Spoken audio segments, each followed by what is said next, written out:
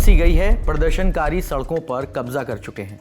मुंबई के बारे में ये टिप्पणी बॉम्बे हाई कोर्ट ने की है। क्यों की है, इसकी वजह स्क्रीन पर चल रही तस्वीरों से पता चलती है। आप जानते ही होंगे कि महाराष्ट्र में मराठा आंदोलन एक बार फिर से चर्चा में है।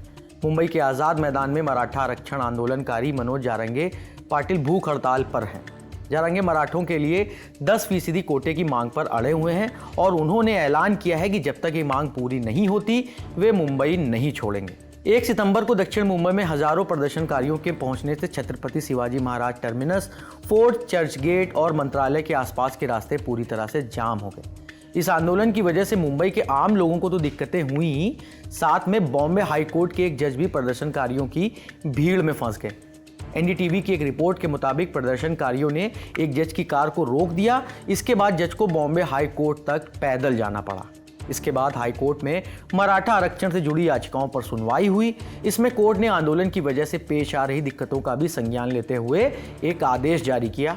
इसके मुताबिक मनोज जारंगे पाटिल और उनके समर्थकों को आदेश दिया गया है कि वो 2 सितंबर तक सभी सड़कें खाली करें और हालात सामान्य करें।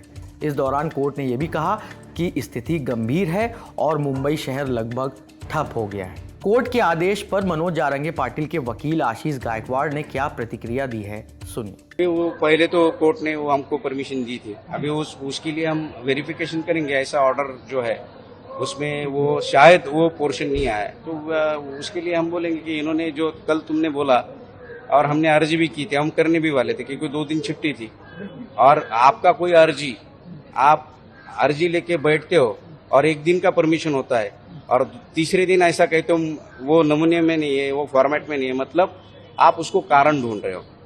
आपके पास अर्जी थी और अर्जी नमूने में नहीं है, ये कारण है। तो हमारा अर्जी था और वो डिसाइड नहीं हुआ, इसका मतलब एक्सेप्ट हुआ है। और दूसरी बात, कल भी अर्जी की थी, कल हम कोर्ट में थे लेकिन 5:30 बजे वो भी अर्जी रखी।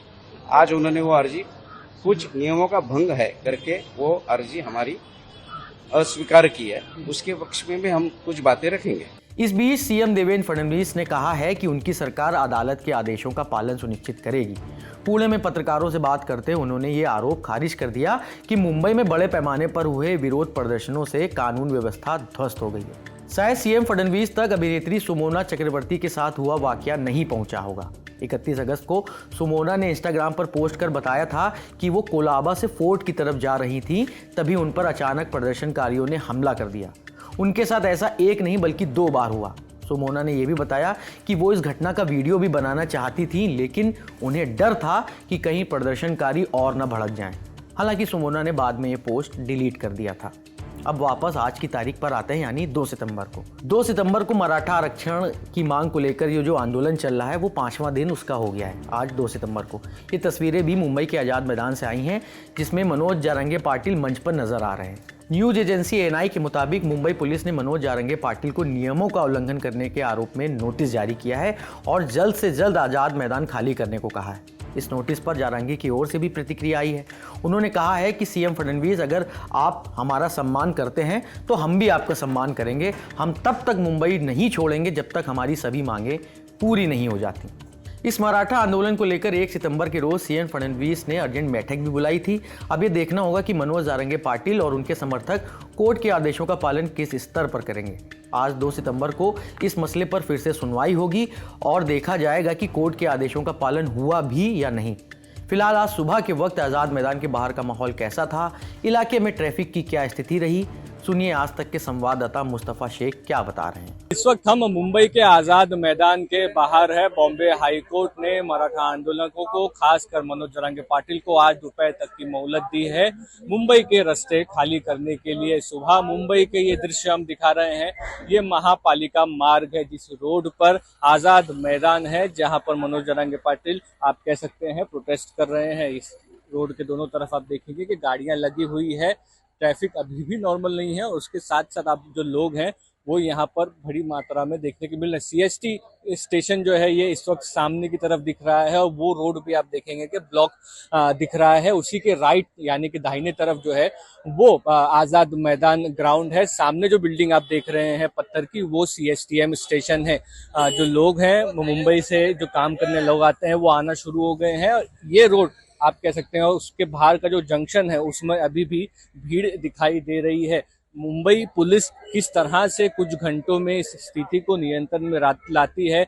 हजारों की तादाद में जो लोग आए हुए हैं उनमें 5,000 से ज्यादा लोग अलाउड नहीं है, इस तरह का बात किया गया है। अब आखिर में आपको इस आंदोलन का शॉर्ट में रिकैप भी करवा देते हैं। 27 अगस्त से शुरू हुआ ये आंदोलन 29 अगस्त को तब और तेज हो गया जब जारंगे ने अनिश्चितकालीन उपवास शुरू किया। उनकी मांग है कि मराठाओं को कुनबी मानकर ओबीसी श्रेणी में आरक्षण दिया जाए। उनका यह भी कहना है कि सरकारी रिकॉर्ड में पहले से 58 लाख मराठा कुनबी दर्ज हैं और वे तब तक मुंबई नहीं छोड़ेंगे जब तक 10% आरक्षण लागू नहीं होता। 31 अगस्त को उन्होंने सरकार के ठंडे रुख के विरोध में पानी पीना भी बंद करने का ऐलान कर दिया। पुलिस का अनुमान है कि सिर्फ शुक्रवार को ही 45,000 से ज़्यादा लोग लगभग 8,000 वाहनों के काफिले में मुंबई पहुंचे। आज़ाद मैदान में जगह ना होने से नारंगी पटका पहने प्रदर्शनकारी आसपास की सड़कों पर फैल गए और दक्षिण मुंबई एक विशाल धरना स्थल में बदल गया। जारंगी ने सरकार द्वारा बातचीत के लिए बनाए गए सेवानिवृत्त जज संदीप शिंदे की नियुक्ति ठुकरा दी और कहा कि केवल औपचारिक समाधान ही उनकी मांग पूरी कर सकता है। उधर फडणवीस सरकार कानूनी विकल्पों पर विचार कर रही है, जबकि विपक्ष ने लगातार सरकारों को दशकों से पुरानी मांग हल न करने के लिए जिम्मेदार ठहराया है। इस खबर में इतना ही। मामले से जुड़े अपडेट्स हम आप तक यूं ही पहुंचाते रहेंगे। मैं हूं नीरज और आप देखते रहिए दी लल्लन टॉप। शुक्रिया।